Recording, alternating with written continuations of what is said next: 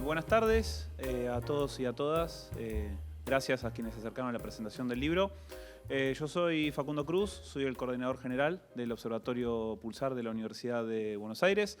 Me acompañan cuatro destacadísimos analistas, periodistas, politólogos, sociólogos, sociólogas, personalidades del mundo del debate que vamos a conversar, a charlar. Parte de la presentación del libro igual es una excusa también para hablar del observatorio que dirigen Daniela y Augusto, que están acá conmigo, ahora les vamos a contar un poquito. Pero también queríamos invitar a amigas, colegas que han estado involucradas en el año pasado con los debates presidenciales y hablar un poco de todo, ¿no? De los debates, del rol que cumplen en la democracia, cómo fueron los debates del año pasado. Así que yo voy a comenzar contando algunos protocolares que Daniela me exigió que no me olvide, no me voy a olvidar ninguno, y presentándolos, y vamos a hacer un ping-pong de preguntas y de conversación con la excusa del libro. El primer protocolar para contarles es que Pulsar como observatorio tiene un newsletter donde publicamos generalmente informes, documentos que producen un grupo magnífico de investigadores e investigadoras, así que los invitamos a suscribirse, lo pueden encontrar si acceden a la página del observatorio, que es pulsar.uba.ar. También quienes deseen adquirir el libro, hay un código de descuento para bajarse el ebook del 20% de descuento. Es una excelente promoción para conseguir el libro y leerlo en versión electrónica. O si no, cuando termine la actividad de hoy, hay algunos ejemplares que están disponibles a la venta. El tercero es agradecer particularmente a cada uno de los autores y autoras del libro. Hay muchos presentes el día de hoy, pero quiero nombrarlos a cada uno de ellos. Bueno, en primer lugar, a Antoni Gutiérrez Rubí, que prologó la obra, Daniela y Augusto, que me acompañan acá, que son los coordinadores de la publicación, a Javier Cachés, vos aparecés 2 veces, no te voy a mencionar 2 veces, a Máximo Reina, Luciano Galup, Juan Pablo Ruiz Nicolini, Camilo Unamuno, Tatiana Raicevic, Dolores Orozco, Lucas Raffo, que son quienes pusieron muchas horas de lectura, de análisis, de escritura, y que salió un libro, la verdad, que es formidable y que es único, por lo menos, en términos del análisis y el estudio de los debates presidenciales. Así que, gracias a esos autores, hoy tenemos un libro muy, muy lindo que vamos a estar compartiendo ahora.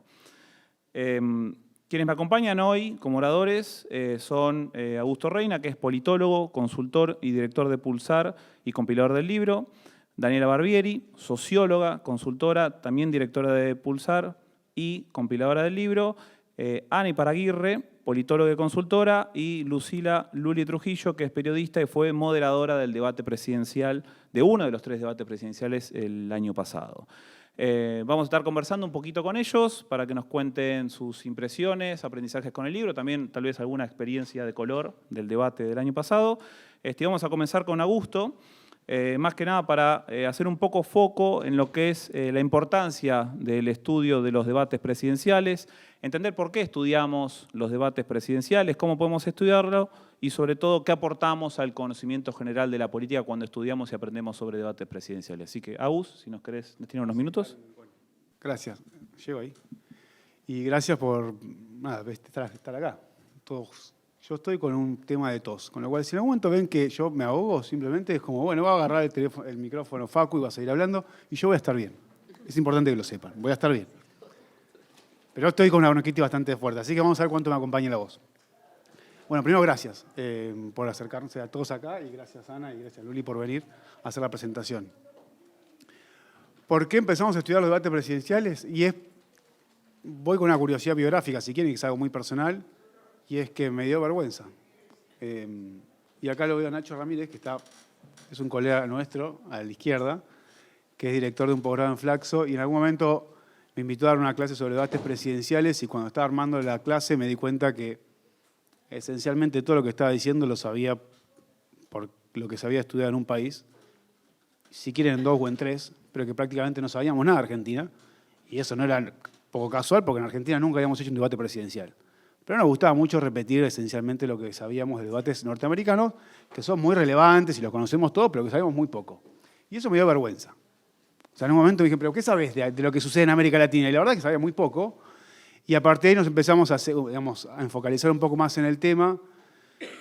Encontramos diferentes compañeros de pasión, gran parte del equipo de Pulsar que está acá y Dani centralmente a esta idea de ¿vale la pena estudiar los debates presidenciales?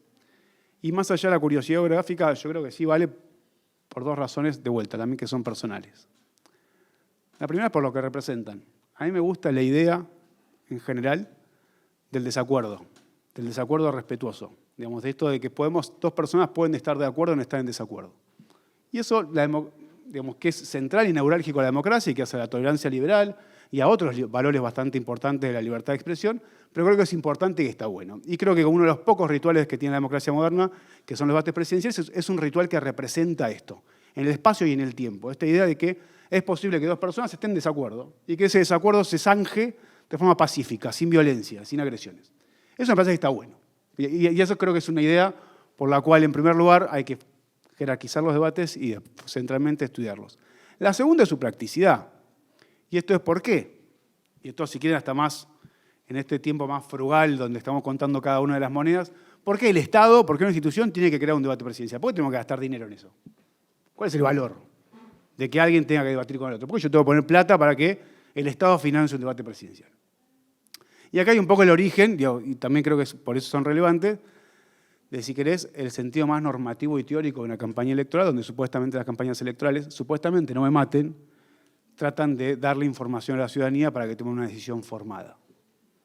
Suena muy grande para el rol de los debates, pero un poco la idea detrás de la idea del debate presidencial es que nosotros vamos a ver a diferentes personas que nos presenten sus ideas.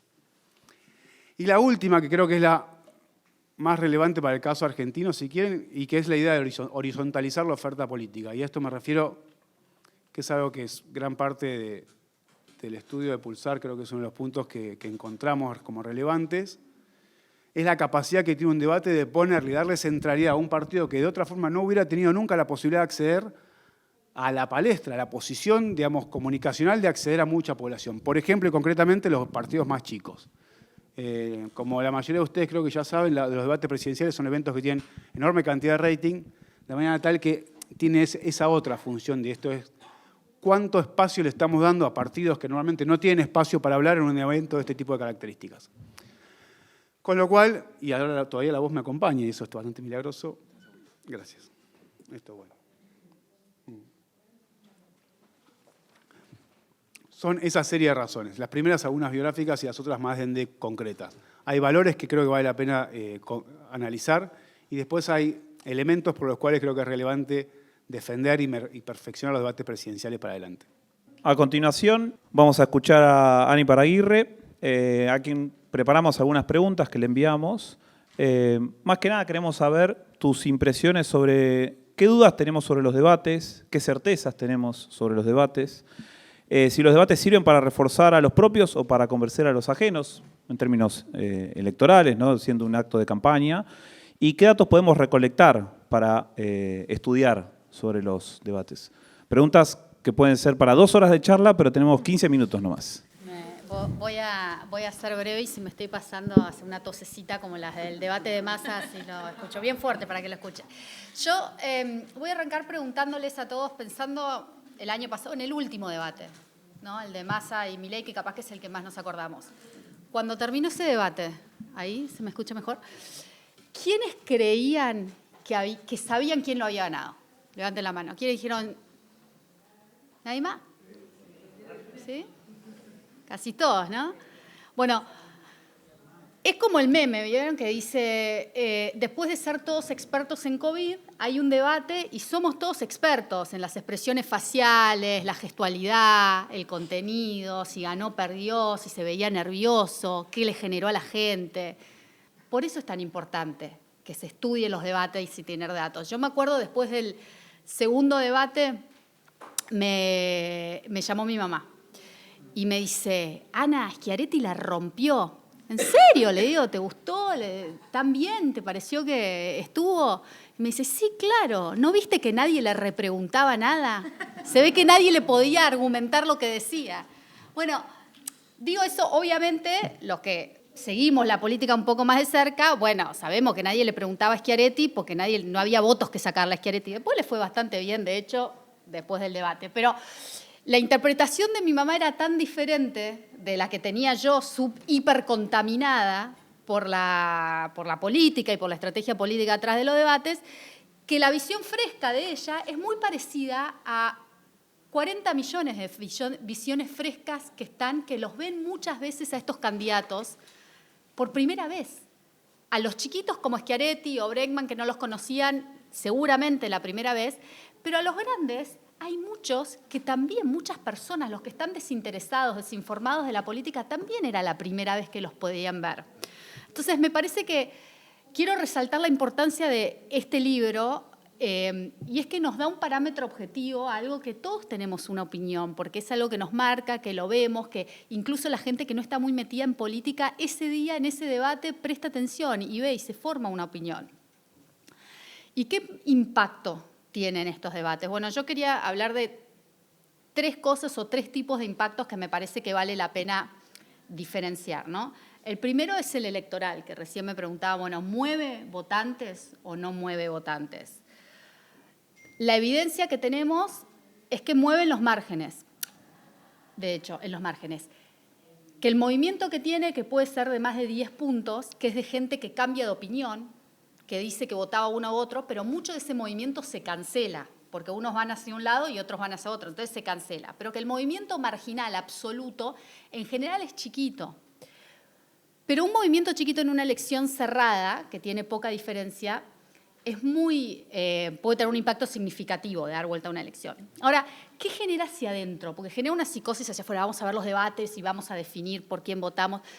Hacia adentro de las campañas también genera una psicosis, porque los candidatos están muy expuestos en un debate, están muy nerviosos. A los que nos tocó estar del otro lado y trabajar con un candidato en un debate, sabemos la ansiedad que le genera aún a aquellos que tienen mucha exposición pública durante mucho tiempo, porque ahí están despojados, especialmente ahora que no hay, como vos bien decías, Augusto, no hay debate con el tema de las burbujas y de que el otro es mi enemigo y entonces no tengo nada que argumentar con el otro, no tengo nada que debatir. Entonces las instancias de contraposición casi no existen.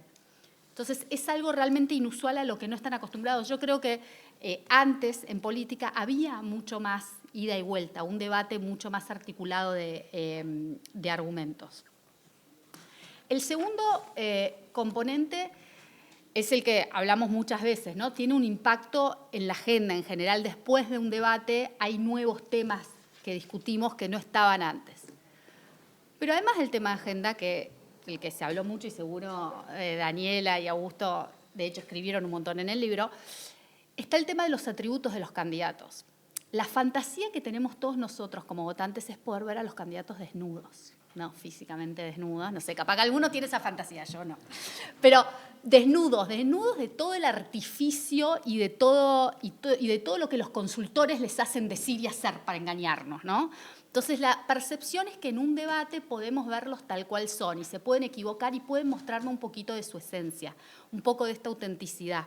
Y de hecho, en este último debate, que se cambió la estructura, porque la crítica a los primeros debates en Argentina eran muy estructurados, entonces no había mucho lugar a que se derrame la esencia del candidato. Bueno, en estos últimos creo que mejoraron en ese sentido. Había un poco más de lugar para eso, aunque creo que todavía nos queda mucho camino para recorrer. El último punto de impacto que me parece que también vale la pena resaltar, y que recién también lo decía Augusto, estoy repitiéndote todo, pero es el tema de la democracia. Yo hace poquito, la semana pasada, de hecho, leí un paper súper interesante. Se llama, eran sociólogos de la Universidad de Stanford, y se llama, por supuesto, Mega Estudio de Impacto en la Polarización o algo así. Y es efectivamente un mega estudio que no sé si Pulsar lo podrá financiar, pero la Universidad de Stanford pudo. Y en ese mega estudio encontraban que había un montón de implementaciones y estrategias que se podían hacer para que la gente para reducir lo que se llama polarización afectiva. ¿Cuántos politólogos hay acá? Deben haber un montón, todos saben lo que es la polarización afectiva, que es básicamente que yo me distancio del otro, pero el otro me genera rechazo, ¿no? Tengo una enemistad con el otro, ¿no? Me distancio por mis ideas, pero también por el rechazo que me genera el otro. Bueno, esta polarización afectiva, hay un montón de herramientas e intervenciones que se pueden hacer para reducirla.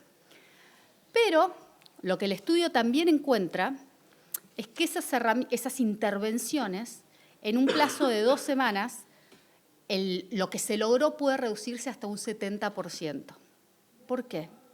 Bueno, porque esta gente sale del laboratorio, vuelve al mundo real, esto se había hecho en Estados Unidos, lo escucha Trump, lo escucha a Biden, que había empezado hablando de su predecesor y ahora lo llama poco más que insano. Entonces, escuchan todo eso.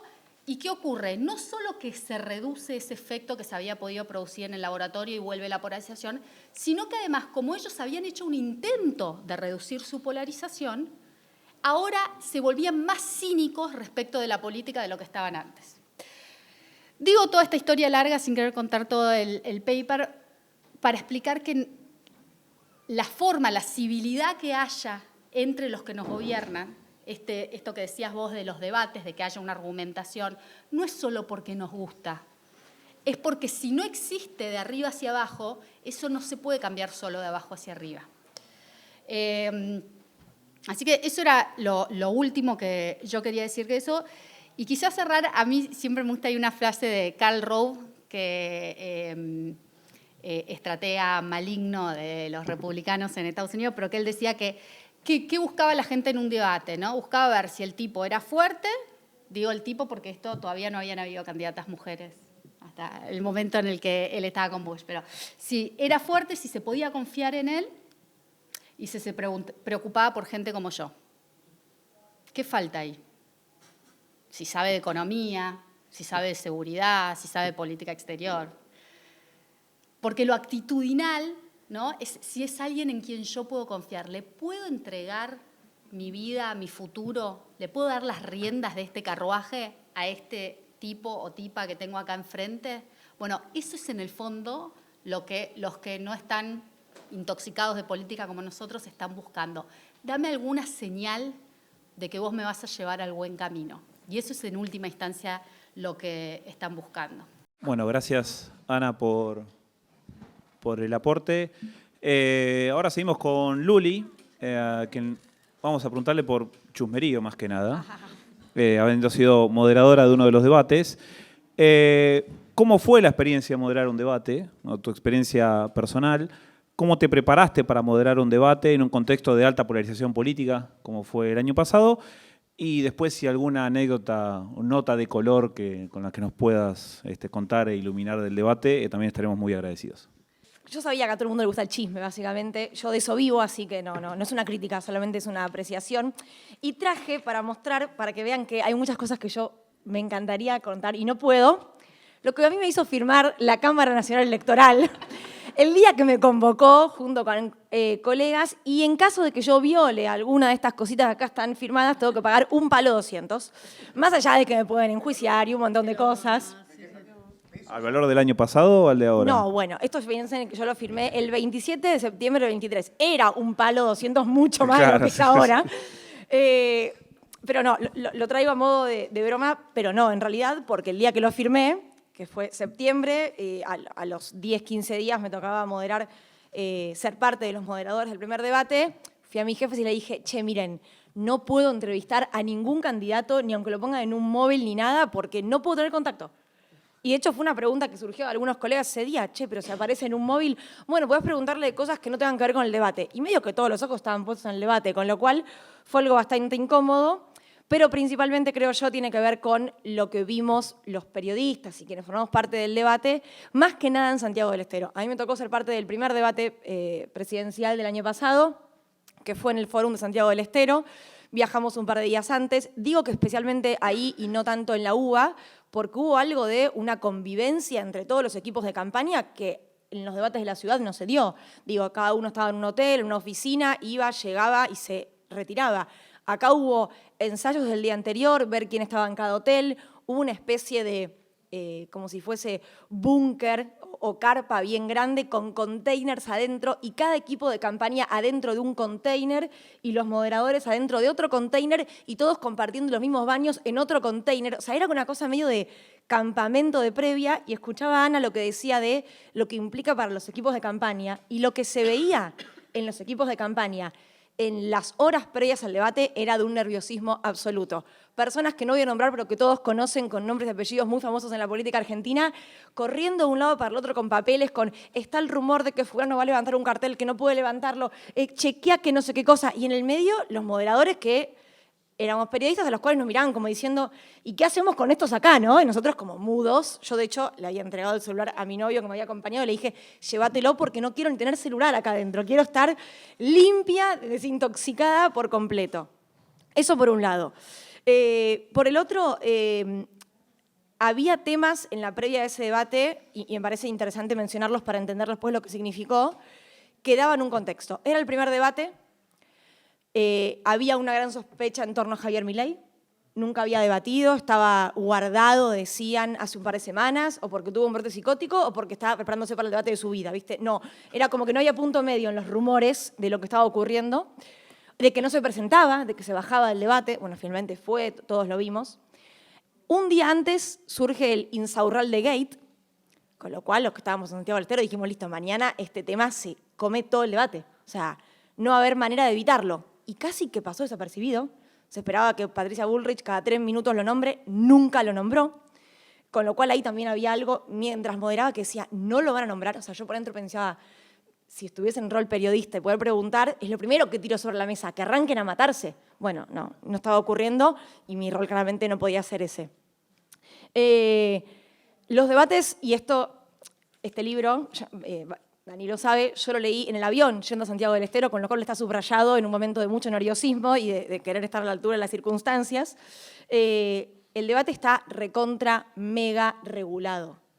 Al nivel de que yo no podía decirle a un candidato solamente su nombre, siempre era o candidato tal. Digo, esas reglas acordadas en la Cámara Nacional Electoral por los equipos de campaña fueron ensayadas, recontra ensayadas. Por supuesto que al aire hubo errores y quedaron expuestos, pero no había margen, y esto sí tiene que ver con el tipo de debate que existe en la Argentina, no había margen ni para la improvisación, ni para el quiero tender a uno y a otro. No había manera de que eso ocurra. Yo creo que había miedo en algunos candidatos, principalmente en Javier Milei, y lo menciono porque era el gran outsider. Digo, hoy es presidente y en el próximo debate ya tiene 4 años de gestión encima, con lo cual juega con otro background. Acá venía limpio, con una ficha en blanco, con lo cual él decía, me la van a hacer pagar, a mí me van a querer cagar, van a tender a que yo me quiera sacar. Digo, había todo había en torno a Javier Milei, sin ninguna duda, bueno, toda esa especie de mito y de miedo, que creo que ya para el segundo debate, y ni hablar en el debate del balotaje, fue otra cosa. Se lo vio a él incluso de otra manera. Cuando preguntaba quién había ganado el tercer debate, el del balotaje, yo no levanté la mano, pero estando en la UBA, porque estuve después en la UBA cubriendo los otros 2 debates, el segundo y el del balotaje, yo creí que le había ido mejor a Massa. Pero porque yo soy casta, claramente, digo, soy periodista y es obvio que por ahí lo más loco me llama un poco más la atención. Con el tiempo me di cuenta que no, que le había ido mucho mejor a Javier Milei, que habían entendido que era un tipo que estaba cero contaminado de todos los, digamos, modos y quehaceres de la política tradicional. Lo mismo lo que dijiste sobre Bergman y Schiaretti. Ellos ahí estaban como pez en el agua en el que me tocó moderar. Tenían todas las de ganar. Hubo gente que conozco que después de eso votó Schiaretti. Digo, no sé mucho para qué, porque no sé si cambiaba la aguja, pero lo votó porque dijo, che, la verdad que lo que decía estaba piola. Y sí, claro, sabían que no le iban a pegar nunca de ningún lado. Los que estaban con la guardia en alto eran otros. Y por otro lado, en el marco de Argentina y la alta polarización, vuelvo al modo de debate que tenemos. Me encantaría algún día ver un debate al estilo Brasil, donde se puedan poner cara a cara los candidatos, e incluso, como ha ocurrido en Estados Unidos o en Europa, si no me acuerdo, creo que era en Francia, corregime, Dani, que pueden los periodistas... ¿Dónde? El de mesa. El de mesa. El de mesa, es hermoso. Eso es una maravilla. El balotaje estaba pensado como el de Brasil, solamente que los candidatos no lo usaron, se quedaron pegaditos a su atril. Exacto. Pero podían caminar Las reglas las ponen los candidatos en los debates en Argentina, vía la Cámara Nacional Electoral, y creo que eso explica muchas cosas de qué ocurren y de qué no ocurren. Y bueno, creo que me anoté solamente eso. Y insisto, hay muchos chusmeríos que cuento en mesas de amigos que me encantaría poder contar ahora, pero no lo voy a hacer. Pero sí, y a nivel personal, ni hablar que fue una experiencia de la puta madre. No hablé de esta manera en el debate, pero sí es mi manera de hablar en la vida real. Y hubo que, y esto quiero hacer una pequeña aclaración, hubo que sacar una ley para que las mujeres moderen debates en Argentina. Porque el que se hizo sin la ley del año 2016 fue solamente de moderadores hombres.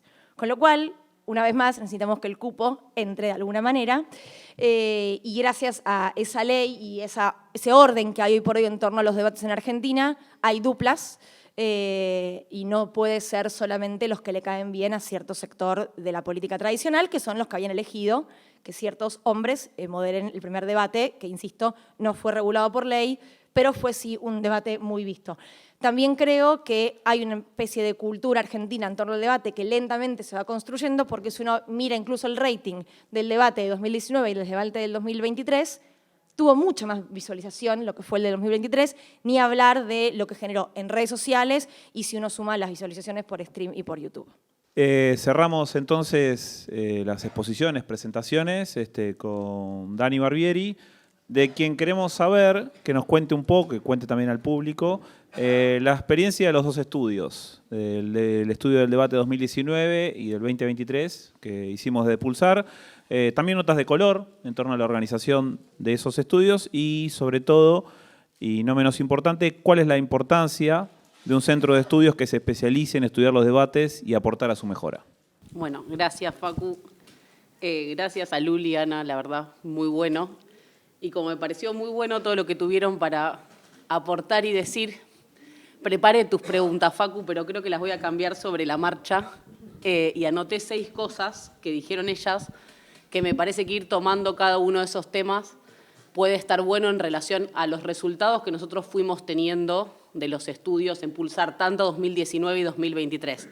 Pero para no dejar de contestar lo que pediste, rápidamente puedo contar que, en base a lo que decía Augusto al principio, el principal interrogante que teníamos en relación a los debates es que no había evidencia empírica, por lo menos en nuestro territorio, respecto a los debates. Desde ahí empezamos a pensar algo bastante osado, como es hacer investigación en opinión pública en tiempo real, ¿no? Porque en definitiva el estudio del 2019 y el 2023, para que se den ideas, es como un gran casamiento, una fiesta de 15 en una facultad un domingo a la noche, que está todas las luces apagadas, pero hay 200 personas que están participando en vivo de un estudio, ¿no?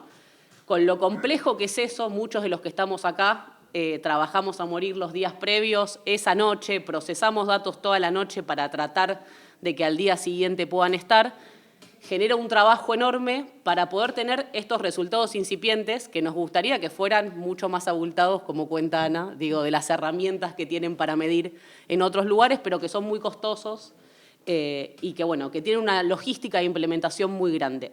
Esos 2 estudios hicimos en 2019, que son la base de este primer libro, y en 2023, con la particularidad que se suma el primer balotaje por ley e institucionalizado, porque habíamos tenido el famoso Macri-Scioli, pero que no estaba dentro de los márgenes, digamos, de la institucionalidad de Argentina Debates, que acá Luli me trajo el pin.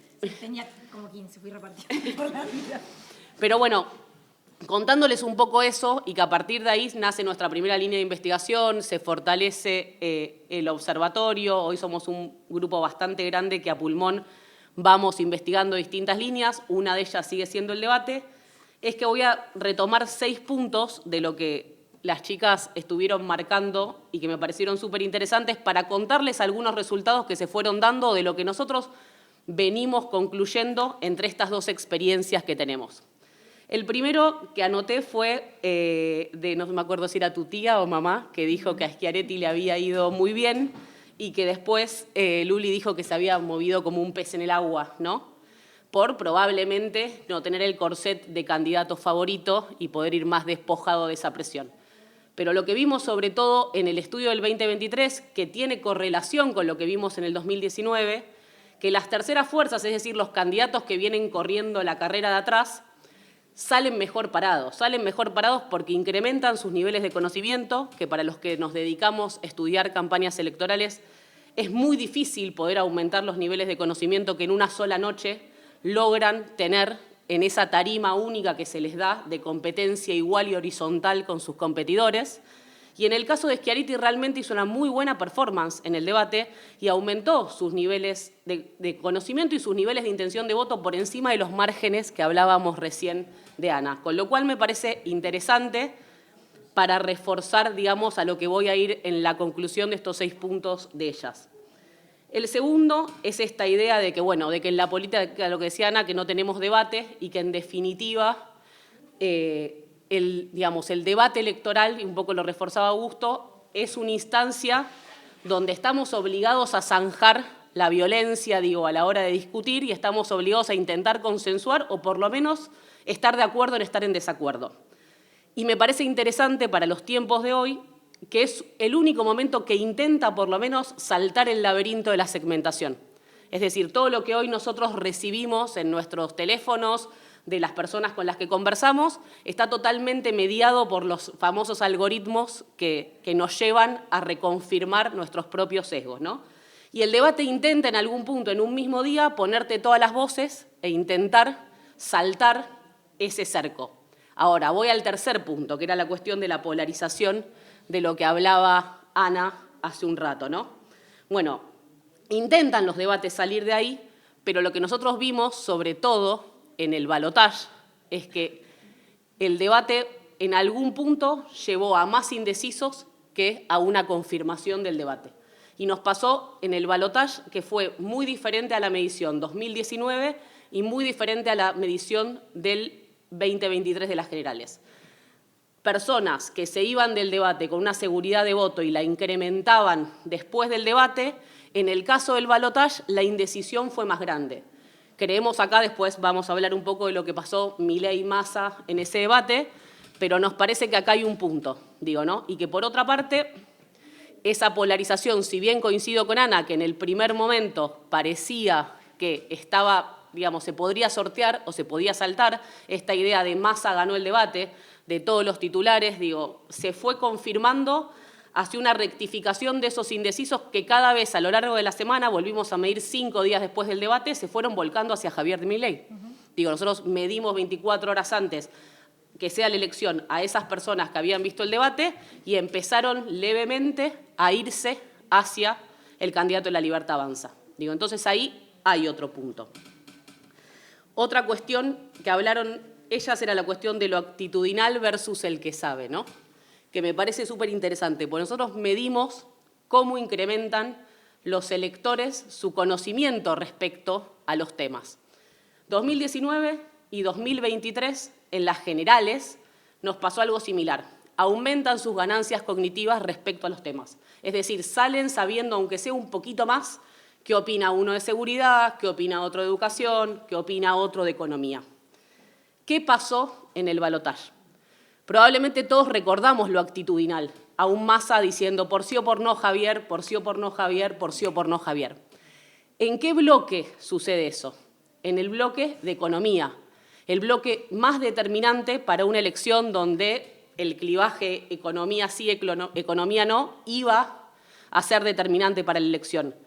Lo que todos los medios se habían visto como ganó Massa el debate es la categoría en la que Massa le va peor en ese debate.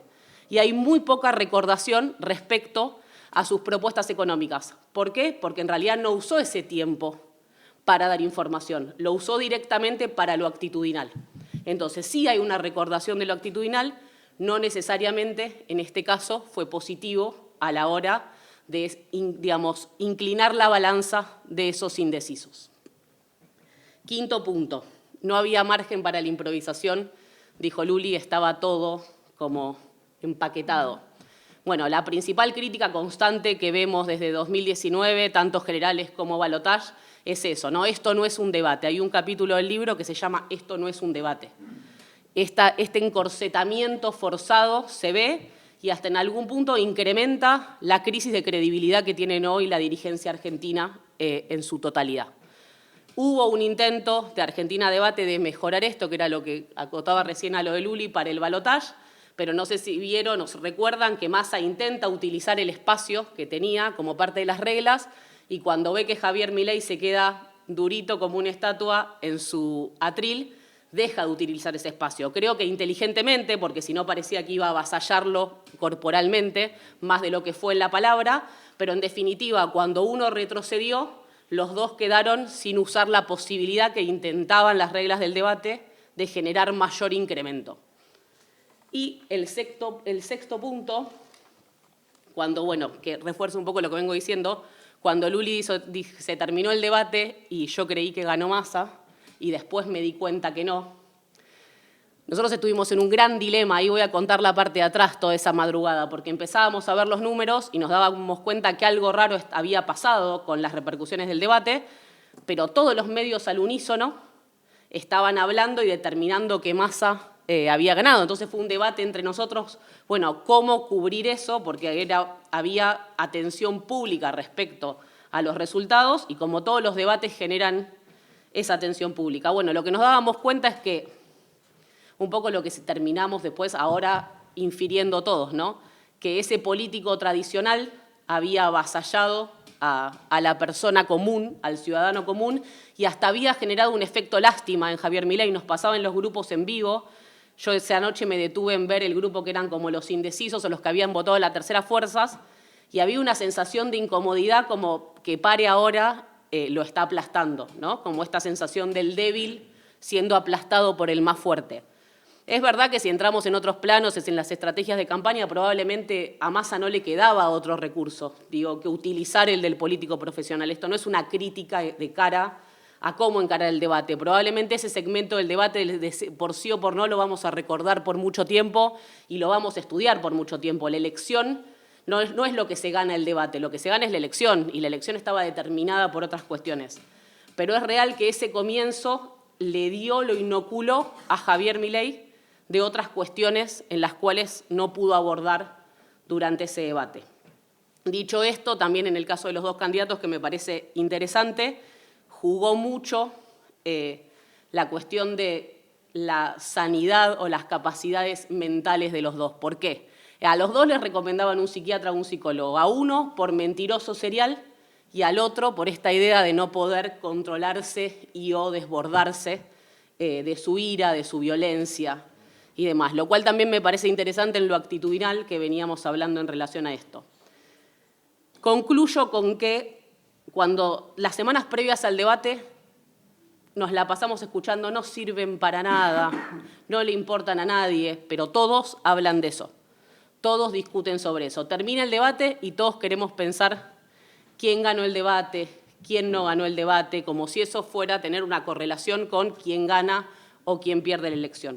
Me parece que hay una conclusión que nosotros sí tenemos generalizada y hay cosas que tenemos que seguir profundizando con otras experiencias, porque esto es muy reciente, que los debates sí importan y que importan sobre todo si sacamos la mirada desde los candidatos y lo pensamos desde los electores, desde la ciudadanía, incrementan la práctica democrática, incrementan el diálogo, el debate, la capacidad de información a la hora de definir una elección, combaten en algún punto esta vida de desinformación en la que estamos, porque bien o mal los dirigentes están obligados a mirar a cámara y mirar a los ojos y decir una verdad, supongamos que esa sea. Y por otra parte son los únicos eventos que logran juntar en una campaña a todos los candidatos y que tienen la atención del público las 2 semanas previas y la semana posterior, y que le requieren unos esfuerzos impresionantes, como decían ellas, a todos los equipos de campaña. Con lo cual importan, no quiere decir que con esto los sobrevaloremos de los que son, pero sí es importante poder seguir estudiándolos y sobre todo fomentarlos para que cada vez sean más participativos, más democráticos, mejoren en su funcionamiento. Así que con eso termino y gracias.